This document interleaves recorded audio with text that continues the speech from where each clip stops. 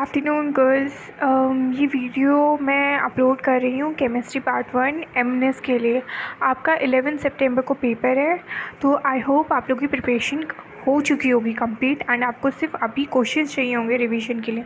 तो मैं आपको क्वेश्चंस प्रोवाइड करूँगी। अभी मैं केमिस्ट्री पार्ट 1 अपलोड कर रही हूँ, लास्ट मैं केमिस्ट्री पार्ट 2 करूँगी, मतलब कल। एंड बायोलॉजी के भी एंड फिज़िक्स के क्वेश्चंस भी अपलोड करूँगी। अगर आपको जीके से, जनरल अवेयरनेस से या इंग्लिश से भी रिलेटेड ऐसे ही क्वेश्चंस चाहिए तो प्लीज़ आप कमेंट कर दीजिएगा, मैं बता दूँगी। एंड आपको वीडियो अगर अच्छी लगी तो प्लीज़ आप शेयर कीजिए कि और लोगों को भी पता चले एंड उनकी भी हेल्प हो। चलो स्टार्ट करते हैं। Chemistry Part 1. Question number 1. How many water molecules does hydrated calcium sulfate contain? Answer is D. That is 2. One more thing. मैं सिर्फ क्वेश्चंस रीड करूँगी एंड उनके आंसर्स आप यहाँ पे ऑप्शंस देख लीजिएगा एंड अपनी प्रिपरेशन भी देख लीजिएगा कि आपकी कितनी हो गई है इन क्वेश्चंस के according. Sodium carbonate is a basic salt because it is a salt of a D weak acid and strong base. आपको जो भी मैं ये क्वेश्चंस दे रही हूँ ना, प्लीज़ प्लीज़ प्लीज़ इनसे रिलेटेड आप ऐसा नहीं है कि आप आंसर्स को देख कर ही करें, हाँ ओके ऐसे क्वेश्चन आ सकते हैं। आप प्लीज़ इसके बारे में थोड़ा पढ़ के जाएँ। जैसे कि इसमें आप ये पढ़ के जाइए वीक एसिड कौन से होते हैं, स्ट्रॉन्ग बेस कौन से होते हैं, स्ट्रॉन्ग एसिड कौन से होते हैं और स्ट्रॉन्ग बेस कौन से होते हैं, क्योंकि इनसे रिलेटेड क्वेश्चंस बनते हैं। मैं आपको सिर्फ इनका एक एग्जांपल दे रही हूँ कि जो आपको हेल्प हो, आपको क्या क्या पढ़ना है। अगर आपका कुछ छूट रहा है तो आप पढ़ सकते हो। एल्कीलीज are bases which are soluble in water. Question number 4. Lime water reacts with chlorine to give baking soda. अब आप इसमें भी देख लीजिए bleaching powder, baking soda, washing soda. आपको इनके केमिकल फार्मूलाज लर्न करने पड़ेंगे क्योंकि वो भी पूछे जाते हैं क्वेश्चन में एमएनएस के पेपर में। ये सिर्फ एमएनएस के लिए नहीं है, ये वीडियो उनके लिए जो एफएन कॉन का पेपर देने जाएंगे, अभी नर्सिंग के जितने भी एंट्रेंस एग्ज़ाम होंगे उन सबको हेल्प करेगा ये। बट आप इनको जितना अच्छे से पढ़े ज़्यादा बेस्ट है। Needle sting is a natural source of which acid. इससे रिलेटेड अब आपको ये भी लर्न करना पड़ेगा लेमन कौन सा एसिड है, टोमेटो के लिए कौन सा एसिड है, आपको ये भी लर्न करके जाना पड़ेगा। अगर आपको जैसे मैं आपको बता रही हूँ हर क्वेश्चन में ऐसा ऐसा है, आपको इनमें डिटेल में थोड़ी बहुत इन्फॉर्मेशन चाहिए, मैं वो भी प्रोवाइड करूँगी। आपको चाहिए तो प्लीज़ कमेंट करना। Tooth enamel is a made up of calcium phosphate. What is the pH range of our body? 7 to 7.8.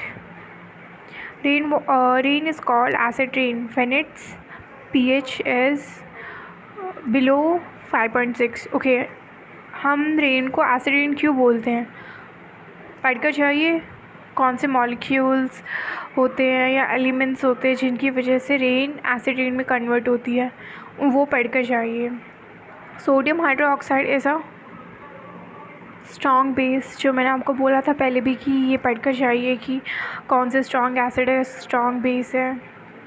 When copper oxide and dilute hydrochloric acid react, colour changes to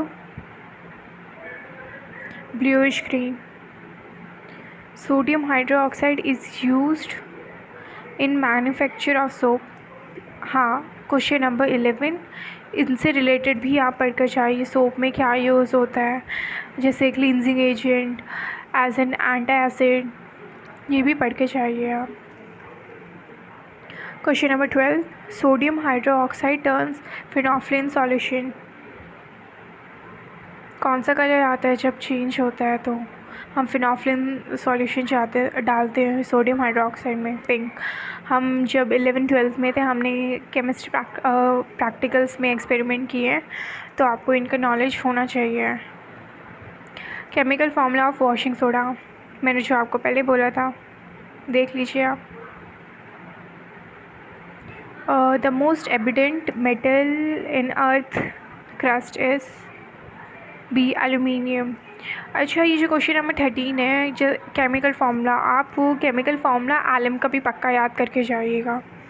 वो भी important है। The poorest conductor of heat among metal is a lead. अच्छा, ये भी आप पक्का पढ़ के जाइए कि पुअरेस्ट कंडक्टर कौन सा होता है, स्ट्रॉन्गेस्ट मेटल कौन सा होता है, ब्रिटल मेटल कौन सा होता है, ये सब पढ़ के जाइए। और आपको इनसे रिलेटेड वीडियोस चाहिए, इन टॉपिक वाइज आपको चाहिए तो मैं आपको प्रोवाइड कर सकती हूँ, आप कमेंट कर दीजिएगा। Which property of metal is used for making bells and strings of musical instrument like sitar and violin? Sonorousness. Which of the following non-metal is lustrous? Iodine, जो मैंने बोला था आपको पढ़ने के लिए। वन मोर थिंग, कभी भी मेटल और इलेक्ट्रिकल चीज़ों में आप कभी भी कंफ्यूज मत होना। अगर आप क्वेश्चन रीड कर रहे हो तो 2 बार रीड करना जहाँ पे मेटल और इलेक्ट्रिकल वर्ड आता है, क्योंकि ये रिलेटेड होते हैं तो हमें आंसर भी सेम लगता है। इस चीज़ का ध्यान आप पक्का रखना। Question number 18. The process in which a carbonate ore is heated strongly in the absence of air to convert it into metal oxide is called calcination. Roasting, reduction, calcination and smelting. इनके definitions पक्का पढ़ के जाइए और examples भी। Amalgam is an alloy of mercury. Ethanol on complete oxidation gives ethanol. Name the functional group present in. हाँ, एक और चीज़, आप इनके फंक्शनल ग्रुप भी पक्का पढ़ के जाइए, बिकॉज हमको ये सब 10th में सिखाया जाता है। 11th-12th में हम बहुत हाई लेवल में पढ़ते हैं इन चीज़ को, तो ये आपको बेसिक नॉलेज होनी चाहिए। अल्कोहल के लिए फंक्शनल ग्रुप क्या होता है, कार्बोक्सिलिक एसिड के लिए कीटोन, एल्डिहाइड के लिए, बट इसका आंसर है अभी C, ketone. In diamond each carbon atom is bonded to 4 other carbon atoms to form a rigid 3-dimensional structure। जैसे यहाँ डायमंड का है, ग्रेफाइट का भी आप पढ़िए। A soap molecule has a hydrophilic head and a hydrophobic tail. What is hydrophilic head and hydrophobic tail? Hydrophilic जो attract होते हैं, हाइड्रोफोबिक जो दूर जाते हैं। Addition reactions are undergone by both alkenes and alkynes. Newland's relation is called law of octaves.